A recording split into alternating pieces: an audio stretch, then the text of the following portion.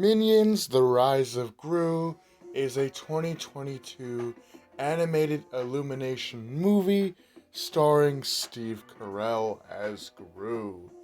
This movie tells the story of Gru's upbringing and how he would later become a supervillain like we see in the first Despicable Me film, right before he was reformed in Despicable Me 2 and became a sort of anti hero. Now, as shocking as it may seem, I enjoyed this movie. It was actually a bearable movie. It wasn't outrageously annoying like you'd expect a Minions movie to be. This was a decent movie.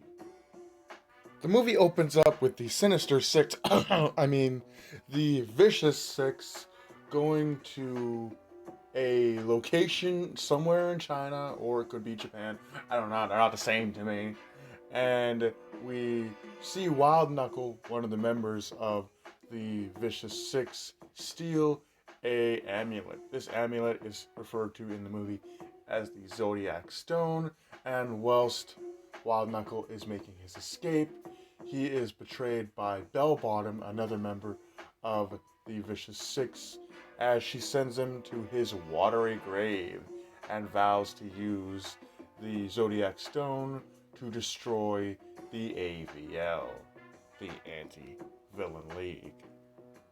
The movie then flashes forward a little bit, and we get to see Bell Bottom really enjoying her time as the new leader of the Vicious Six. She's on her way to her secret hideout and causing a little bit of mischief for the cops. We also get to see Gru's upbringing. Gru is at school. He's doing a little doodle of him as a supervillain. So obviously, in this moment, he still has aspirations to become a famous supervillain, much like the Vicious Six. In fact, the Vicious Six are his heroes. More specifically, Wild Knuckle is his favorite supervillain, and he mentions this many times throughout the movie. Fortunately for Gru, however, the Vicious Six is looking for a new member, considering they viciously killed their founding member at the beginning of the film. So, much to Gru's excitement, he is one of the people that is chosen. He is a candidate, possibly, for a new member on the Vicious Six. This gets Gru excited, and whilst the minions originally want to join Gru, Gru tells them, and he lets them down easy, that he feels like this is a thing that he must do alone. He makes it to the Vicious Six hideout, and there are multiple, far more intimidating villains waiting as possible candidates for their spot on the Vicious Six. Also, prior to Gru actually getting into the waiting room for the Vicious Six, Gru meets Dr. Nefario. The Dr. Nefario. Just take it in for a second. That was my reaction too. We get to see Dr. Nefario. He's in his prime. He's not an old, elderly man like he is in the main Despicable Me films. It's super cool. He gives Gru this kind of sticky, slimy handgun, and Gru actually uses this weapon to steal the Zodiac Stone after he is rejected by the Vicious Six. This leads to an awesome chase where the minions actually show up as Gru is escaping from the Vicious Six hideout and has the Zodiac Stone. The minions help Gru escape, and the Vicious Six burst through the building, and they are chasing Gru and the minions. They're throwing cars, they're causing destruction. It's crazy, chaotic villain shenanigans. Awesome.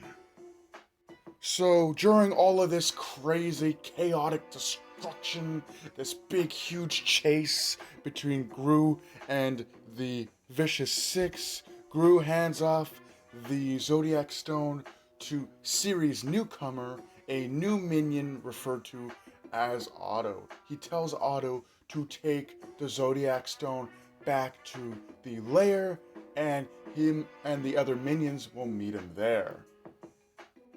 After everything is good and Gru and the other minions have made it back to their lair, which is in his mom's basement, Gru asks Otto where the Zodiac Stone is, and Otto presents a pet rock. This infuriates Gru. Gru demands that Otto tell him where the Zodiac Stone is, and Otto reveals that he traded the Zodiac Stone for this pet rock. This makes Gru angry. He tells Otto, "You traded my future for a pet rock." He then disowns the minions. He tells Otto to shut his yap and then goes and sets out alone.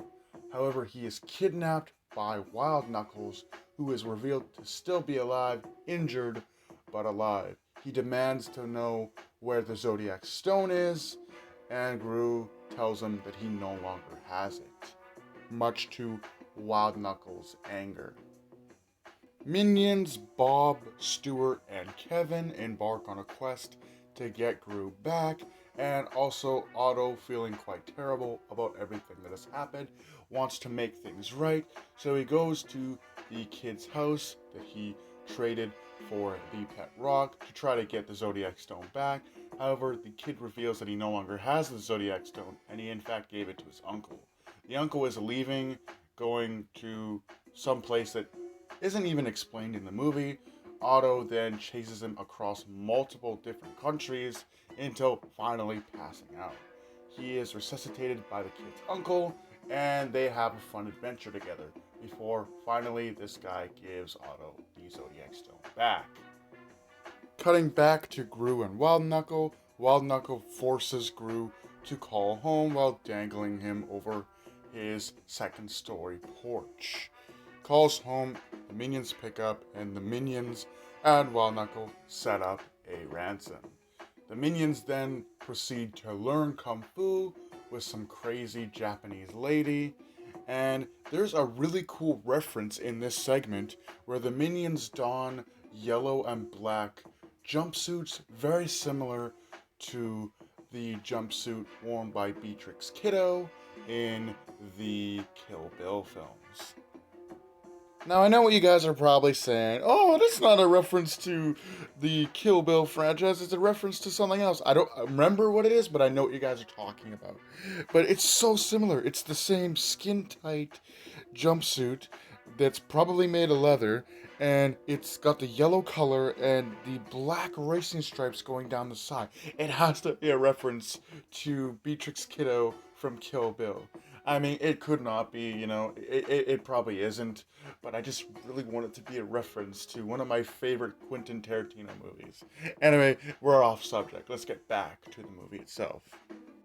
After Wild Knuckles' henchmen leave for more better paying work, considering that they're scared that Wild Knuckle is not going to be able to pay them because he is a tired old villain. Pun intended. So after his henchmen leave, Wild Knuckles simply just lets Gru go. He says that he needs Gru to do a lot of stuff around his house that his henchmen would do. So basically, Gru has now been upcharged to a housekeeper. He takes care of Wild Knuckles' house, and soon Wild Knuckle and Gru actually start bonding. And Gru actually gets taught a few things by Wild Knuckle, and they become friends. Gru actually saves Wild Knuckle's life from his pool, which is infested with his giant pet alligators. I think this is a cool idea to set up how Gru actually became the villain that he will become in future movies, more concurrently, the Despicable Me films, and he learned from the best. He learned from his hero. They go on a couple heists together, and they have great time. And one day, while Gru is wandering around, he stumbles across Otto, who is having a great time. He's hanging out on a dragon float, one of those like big long inflatable dragons, and he shows Gru that he has the Zodiac Stone. Gru is super excited, so Gru and the minions join up, and they have a final battle with the Vicious Six in China, and everything is going crazy at this point. Bell Bottoms turns her crew into giant monster animals. She turns herself into a dragon. She turns the roller skate dude into a whatchamacallit. He turns him into a tiger. He turns the guy with the crab hand into not a crab but a baboon. Just craziness. Wild Knuckle is there. He decides to team up with the minions, and they decide to save Gru from Bell Bottoms, who's now a dragon, who has tied poor little baby Gru up to a clock tower, to the different hands of the clock tower, which will basically rip Gru apart over time. They have an epic battle, and this ends with Gru removing all of the powers and abilities from the Vicious Six. They revert back to their human forms, and the day is saved. Supposedly, during the fight, Wild Knuckle died because, while Bell Bottoms was in her dragon form, she shot fire at him and he burned to death. However, it's later revealed at Wild Knuckle's funeral that he didn't die, he just faked his death to avoid the authorities. All is happy, and Gru is now adopted the minions as his permanent minions, his permanent henchmen, and they live happily ever after. That is pretty much the whole movie. It's okay. It was an okay movie. Yeah, I know it's a Minions movie and it's really, really annoying and cheesy, but hey, this film was actually decent this time around. I encourage you to give it a shot, and there's a few adult jokes in there orientated at more mature viewers. So, there's something for everybody in this movie. I mean, hey, you got supervillains turning into giant animals to kill Gru and the minions. It's crazy. But I thought the movie was great. The music was nice. The references to the older movies was nice. And I just enjoyed the film. It's a kid's movie, and I treated it like a kid's movie. So going into this, I wasn't expecting too grand of an experience, but hey, I was amused. I found it entertaining, it was funny, and it was cute. Let me know what you guys thought about Minions 2, The Rise of Gru. And with that being said, do take care, have a great night, and I'll see ya in the next video.